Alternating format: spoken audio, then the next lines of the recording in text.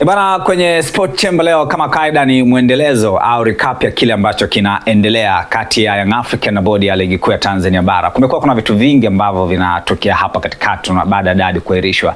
Unafahamu kwamba bodi ya ligi kuu ilitoa maelekezo kwa Young African kwamba hawezi kupata point 3 na sababu akazitoa very clear na tushazielezea. Kwa hiyo finally Young African tayari wamepeleka malalamiko yao CAS, kwa maana kwenye vyombo vya juu zaidi kulalamikia kwa kile ambacho kimetokea na kuona kama wameonewa kwa maana Young African. Lakini ufahamu kwamba pia hata kule CAS, kwa maana malalamiko yakienda bado kuna maelezo ambayo yatahitajika ya bodi ya ligi kuu, lakini pia ya federation kwa maana TFF, wao pia itabidi watoe maelezo kwa nini walihairisha. So ni mlolongo, ni kitu ambacho kimekuwa very tough sana.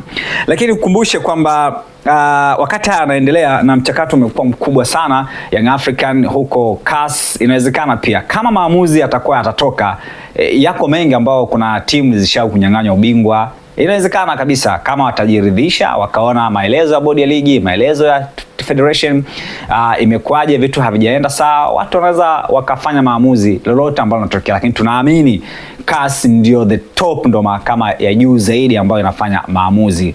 So wananchi mnasemaje? Drop comment yako hapo kwa kila ambacho Young African wamekifanya. Mimi ni Mavala na hii ni Mavala Plus.